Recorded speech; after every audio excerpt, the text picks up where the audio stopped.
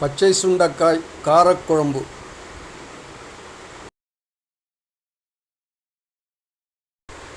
பச்சை சுண்டைக்காய் காரக்குழம்பு செய்வது எப்படி?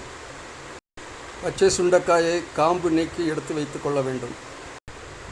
பின்பு அந்த சுண்டைக்காயை நன்றாக நசுக்கி நீர் வைத்துள்ள ஒரு பாத்திரத்தில் போட்டு நன்றாக பிழிந்து எடுத்து வைத்து கொள்ள வேண்டும்.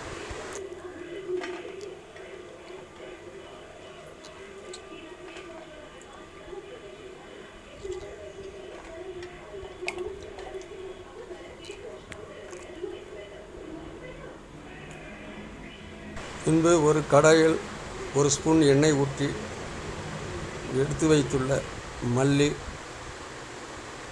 மிளகாய், வெந்தயம் இவற்றை நன்றாக வறுக்கவும். பின்பு அதில் உரித்து வைத்துள்ள சிறிய வெங்காயத்தை போட்டு வதக்கவும். வெங்காயம் நன்றாக வதங்கியவுடன் தேங்காய் துருவல் சேர்த்து வதக்கவும்.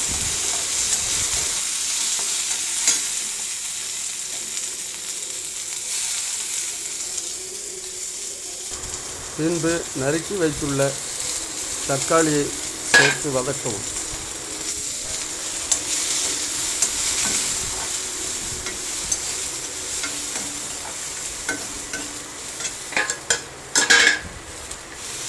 வதக்கி அனைத்தையும் மிக்ஸி ஜாருக்கு மாற்றவும்.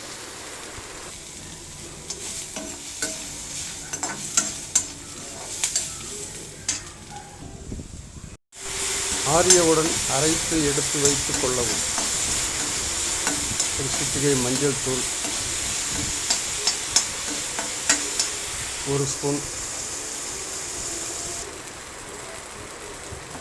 மிளகாய் பொடி சேர்த்து அரைத்த மசாலா விழுதை சேர்க்கவும். பின்பு கடுகு, உளுத்தம்பருப்பு, ஒரு வரமிளகாய் 5 நிமிடம் மூடி கொதிக்க வைக்கவும்.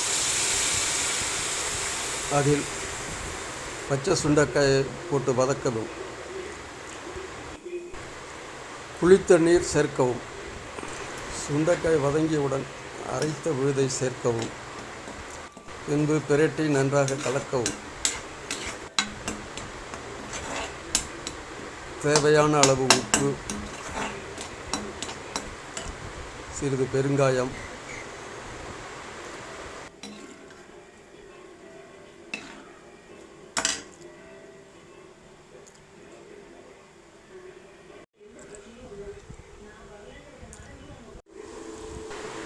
கொதித்தவுடன் வேறு பாத்திரத்தில் மாற்றி பரிமாறவும். இப்போது சுவையான சுண்டைக்காய் காரக்குழம்பு தயார். நீங்களும் செய்து பாருங்கள். இது ஒரு மாயவரம் கிச்சனின் சுவையான தயாரிப்பு.